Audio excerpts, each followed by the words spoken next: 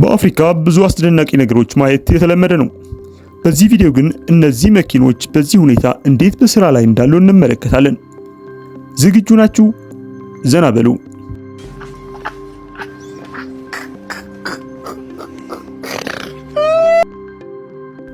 በዚች አሮጌ ፒክአፕ እንጀምር።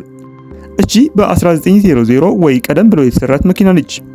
እውነት ለመናገር እንደዛ ትመስላለች።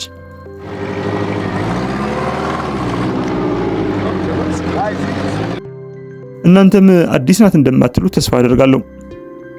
እቺ ተሽከርካሪ ጥቅም አልባ ትመስላለች። በር የላትም፣ ስፖክ የላትም። ሞተሯ ግን ቀላል እንዳይመስላችሁ ከባድ መኪና ነች።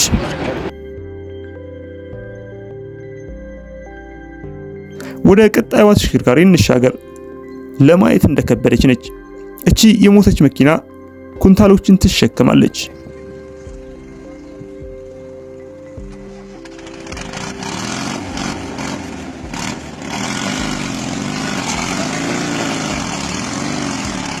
የሚገርመው አፍሪካ እንዴት ያሉ ሹፌሮች እንዳፈራች በዚች መኪና ማረጋገጥ ይቻላል።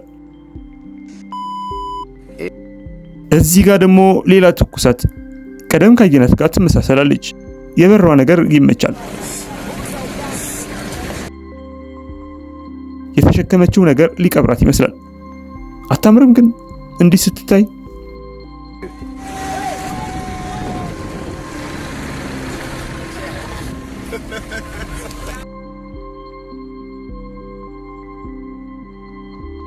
እንቀጥል።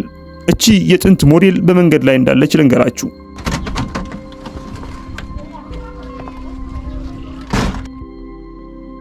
በጣም የድሮ ከመሆኗ የተነሳ የነዳጅ ታንከሯ ራሱ ተቸንክሯል። እንዳትጨነቁ ግን የአፍሪካ ሜካኒኮች መላ አያጡም። በጀሪካን ይተኳታል። በመንገድ ላይ ስትበር እንደ አዲስ ናት። እንዲያውም ሳትበልጥ አትቀርም።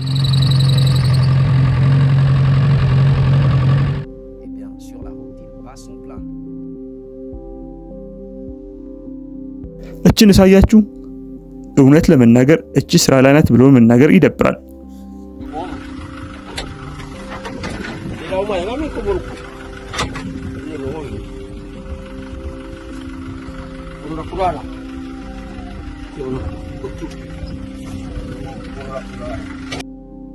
ሁሉ ነገሯ የተመታ ነው፣ ግን ስራ ላይ ናት።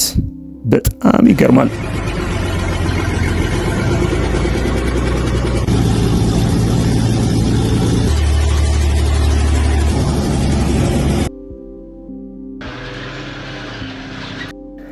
ማዳጋስካር ነው አሉት። መኪናዋ አሮጌ መሆኑ አይደለም፣ በዚህ መንገድ መስራት መቻሏ ራሱ ተአምር ነው። እቺ መኪና ልትንቀሳቀስ ቢያንስ 2 መካኒኮች በሄደችበት ሁሉ ሊያጅቧት ግድ ይላል። ለምሳሌ የነዳጅ ታንከሯ ከተበላሸ እነዚህ መካኒኮች በጀሪካን ላልቀየሩት ስራ የለም።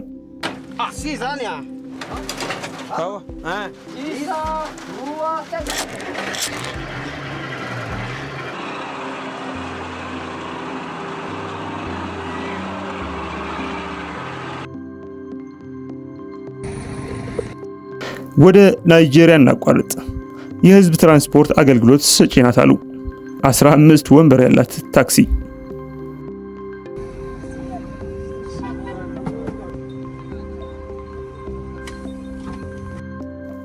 ውስጧ ስታይ በተፈጥሮና በሰው የተበደለች ነች።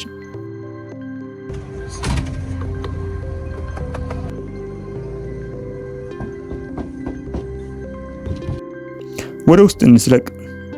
በጣም ይገርማል።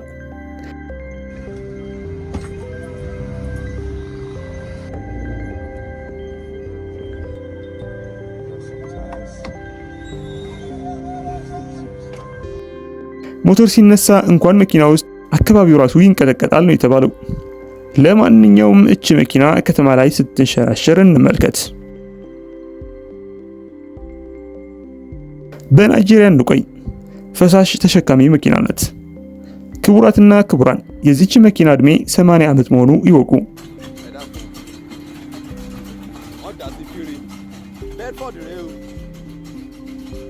እቺ መኪና 1962 ተገዝታ ስራ የጀመረች ስትሆን በ2025ም ናይጄሪያ ውስጥ እየሰራች ትገኛለች። ህዝብን እያገለገለች ማለት ነው።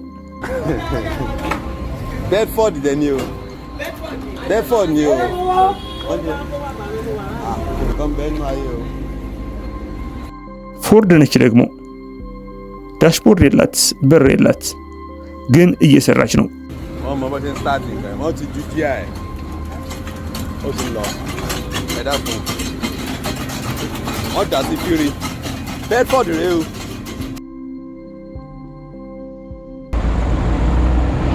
እቺ ገራሚ ፔጆ 505 እንመልከት።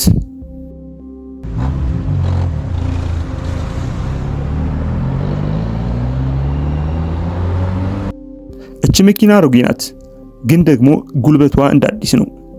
እንደሚመስለኝ የዚች መኪና ችግር ዞር ብሎ የሚያይ መጥፋቱ ነው። ለባለቤቷ ሁሉ ነገር ምርጥ ነው። እሷን ሲያሽከረክር ዓለሙን ይቀጫል።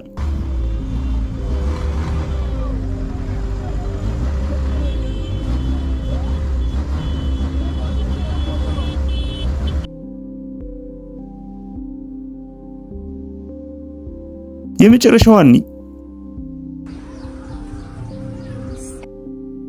እቺ አሮጌ መኪና የዲሞክራቲክ ሪፐብሊክ ኮንጎ ነች። ስትታይ ከጥቅም ውጭ ትመስላለች። መንገድ ላይ ስናያት ነው ስህተታችን የሚገባን። ውስጧን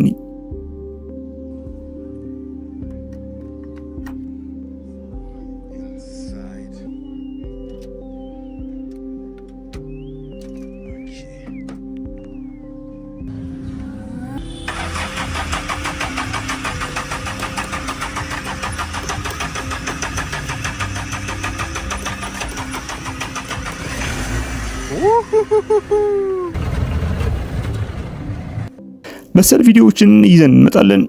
ሰብስክራይብ አድርጉ፣ ላይክ፣ ሼር አትርሱ።